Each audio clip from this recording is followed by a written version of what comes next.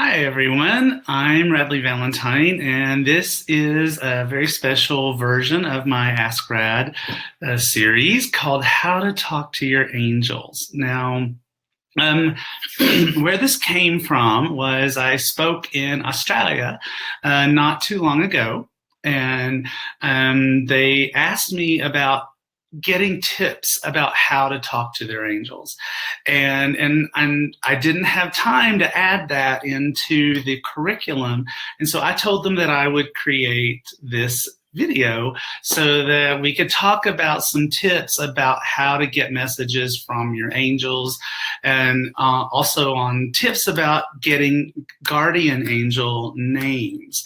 So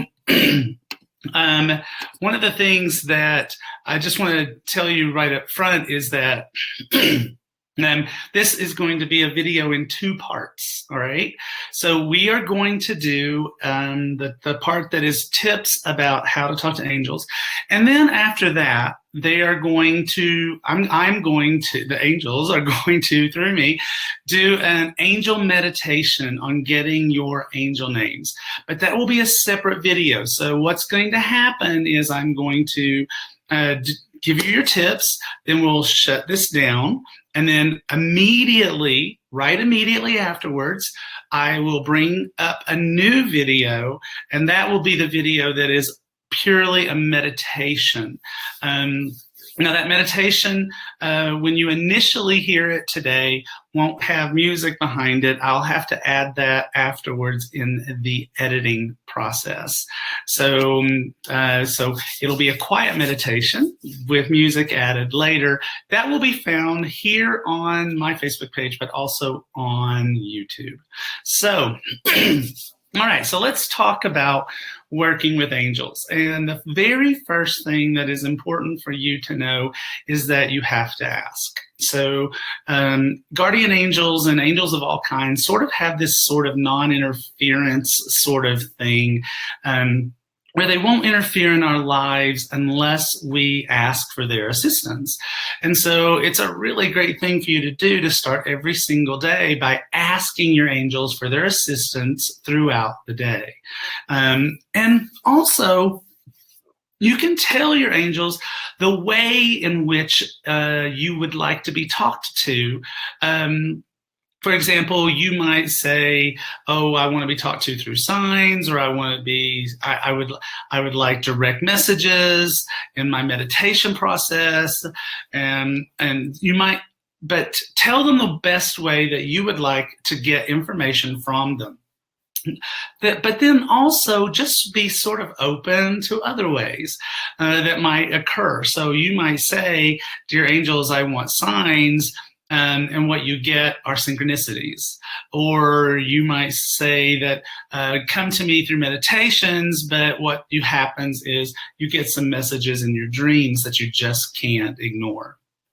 Now, the next thing that's really important is you have to stay awake and be diligent. Okay, so I actually talk a lot about that in How to Be Your Own Genie. It's a very important concept, staying awake. So you can't just ask your angels for messages first thing in the morning and then go on about your day and be so totally distracted by everything else that's going on in your life that you're not paying attention when the angels are giving you messages. One of my favorite little examples that I like to use for that is to say, you get up in the morning and you say, "Angels, please talk to me today, give me messages." And then you get really busy with getting ready for work and driving to work and dropping off the kids at school. And then you get at work and you get crazy busy with your projects. And then you come home, pick up the kids, come home. And then all of a sudden and then say, "Well, the angels didn't give me any messages." Well, but if you had been paying attention, if you'd been staying awake, then you would have noticed that when you got in the car in the morning, you stepped over a white feather that was laying on the ground. And that while you were driving to work with your kids, or to drop the kids off, Calling All Angels was playing on the radio. And then when you got to work, um, someone that you get an email from somebody whose name is Angel. I mean, all of these things are ways that angels are basically saying, hello, hello, hello, hello, hello. And so it's very important that you stay awake and be diligent about it. Another thing that I think is a really good way to talking to angels is trying meditation. Now, a lot of you probably know I am quintuple Sagittarius. That's a lot of fire with a Leo North Node to boot. So it makes it very difficult for me to sit on the pad that's really hard for me. That's really hard for me. But what's not quite so hard for me is to go for a walk. Go for a walk in nature. Or just sit in a chair with a paper and pen and with some very spiritual music playing in the background, and just listen. Just be quiet and listen to the kinds of messages that come to me. It's real important, I think, if you're just starting out, that you quiet the ego so that you can feel safe. And one of the ways that you can do that is you can ask for archangel help. Ask for archangel help. So Archangel Michael is very well known. One of the things that he is known for is safety and protection.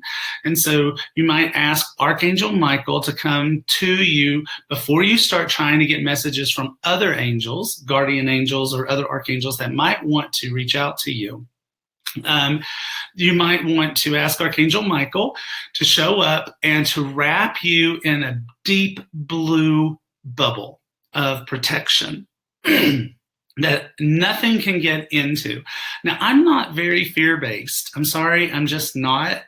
I'm just not very fear-based. I think if we get bad messages, that's the ego. And that's us providing that. I really do. But asking Archangel Michael to put you in a bubble of protection is still a very valid thing to do. It makes absolute sense to do it. And so why not do it? I would also ask Archangel Michael to sever any energetic connections you have to fear or to past attempts to talk to your angels that were not successful. Because you really want to get that stuff out of there. You want to get that out of there so that you're not sitting there being in fear, or sitting there being in this place of, well, it's not worked for me before. So that's a good thing for you to do. Now, one of the things that's really important to know about messages from your angels is that they will always be kind and loving. They will always make you feel uplifted. They will always make you feel happy. They may not necessarily always be messages that you're thrilled to get, but they will always feel to you like heaven. All right, sort of, that it'll feel to you like kindness, and it will feel to you like infinite love. It will feel to you like the divine. Marianne is asking, do I have a guardian angel? Honey, everybody has guardian angels. Everybody does. It's standard packaging for a human existence. It's sort of like buying a car and there's always a radio. So it's standard issue with a human existence. And my experience is that everybody has at least two. Everybody has at least two. Also, one of the things that I have noticed is that you may have more than two guardian angels, and they may just not show up to you until later. For a really, really, really long time, I was only talking to my primary guardian angel because he was the only one that I was really aware of. And then two others showed up much later. One showed up just several years ago, and another one showed up a couple of years ago. And those, and I think that's because they're showing up because they have a very special message, a very special purpose that they really want to. Erin's saying she has 5 or 7. So I think that's great. So just know that everybody has guardian angels. But again, angels will only speak to you in loving and kind ways. They will never, ever speak to you in a harsh or judgmental or unkind way. If you get messages that are harsh or judgmental, that's the ego. That's the ego. And the ego is just that part of you that really tries to convince you that you are separate from the divine, and you aren't. You just never really are. So another thing that is important to understand is that angels will communicate with you in your own uniquely needed way. All right. So if you need your guardian angels to show up for you, all dressed in white with big yellow halos and big white wings, and that's what you need, then that's what you will get. They will show up for you. If you had really amazing experiences as a child with your grandmother, then and that kind of energy, that grandmotherly energy, is what makes you really feel good and safe, then your guardian angels will show up for you that way. They'll show up in a grandmotherly kind of way. So there is no right way. There is no one way that you are going to experience angels. You might sort of hear them within your, it's mind talk sassy. They know I need edginess or I won't listen. You know what? I'm very similar to that, Tia. I am very similar to that. I really am. It's like my guardian angel, my primary guardian angel, treats me sort of like he's my big brother. And that's what I needed as a child. I needed a big brother, and that's when I started talking to angels. And so that's how Josh showed up, and he's never changed. So there's no right way. There's only the way that is best for you.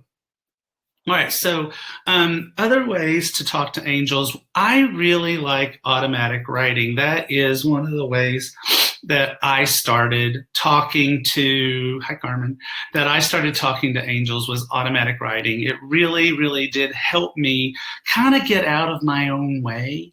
And so if you're going to use automatic writing, what you would do is you would get pen and paper, and it doesn't matter what you write on, but you know what? What you might like. And because I am a believer, I am a believer in the power of ritual. And I am a believer in the energy that we put into something. The more energy we put in, the more we get back. So you might buy a notebook and then you might decorate it with angels. And, the whole time you're decorating that notebook with angels, you're putting that intention in it that this is going to be my breakthrough way to talk to angels. But what you do is you kind of get into a meditative space. I really like music. Music is really important to me when it comes to doing anything that's meditative or trying to get messages from heaven. And so, play some music if that feels good to you, burn incense if that feels good to you, whatever kind of works for you. And ask Archangel Michael to put you in that blue bubble and to sever any energetic connections that you have to the past or to fear. And then all you're going to do is you're going to start with, dear angels, I would so love to have a conversation with you. Let's start with, what is your name? And then what you do is then you just write what you get, write what you hear or what you sense or what message you feel that's coming through. Just write it. Don't censor it. Don't get in the way of it. Just write it down. And if it's loving and kind and feels like the divine for you, keep going. If you ask your angels or your guardian angels for a name, it's really important that you try not to try too hard. So let's just say, for example, that you asked your guardian angels, what is your name? And the name you got immediately was Adele. All right. Maybe Adele is your guardian angel, but you got Adele. All right. So Adele. So just go with that. Don't question it. Don't mess with it, because you know what? Here's the thing. Again, the guardian angels are going to come up with names to use in working with you that works for you. All right. So, I kind of don't really honestly know if, the guardian angel names that we get, are there names that they were given by the divine. I think that we are given names that work for us in this lifetime for one reason or another. And so they don't care. They don't care. All they care about at all is that you're talking to them. That's what they care about. They want so desperately to have a conversation with you, to have a dialogue with you, to get to be a part of what is in of a part of the purpose that you have in this life. So we're getting a lot of questions. I've got some more tips that I want to give you. So let me give you the tips on how to talk to angels, and then I'll try to start answering all these questions, because they're good questions. They're very good questions. They make sense. All right. So another way that you might get messages from angels is in your dreams. So if you are a big dreamer and you keep a dream guide, or you get a dream that you were visited by your angels, I would take that very seriously, as long as, again, the message is very joyful, very happy, very loving, and feels like the divine.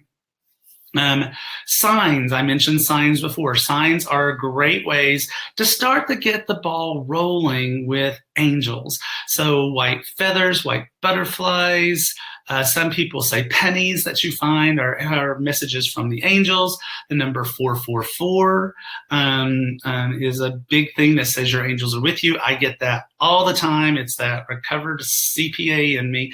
I constantly get 444. 8888, any angel numbers, things like that. These are messages from your guardian angels. Also, synchronicities are big things. Now, synchronicities, that's where I'm talking. It's sort of like a sign, but it's where things happen that you would be tempted a long time ago, before your spiritual evolution has come to the place where it is today, to call something a coincidence. Oh, that's just a coincidence. I asked my angels for a message today, and I got in the car, and there was Calling All Angels playing. Well, that's a synchronicity, and it is a sign. It's kind of both. Let's say another example might be you're talking. In fact, I think I use this in How to Be Your Own Genie, my book, is you are trying to decide whether to take the kids to Disney or the beach. And you get into your car, and the first thing that happens is you turn on the car, and there's a message on the radio that is an advertisement for Disney World. Well, there's your message.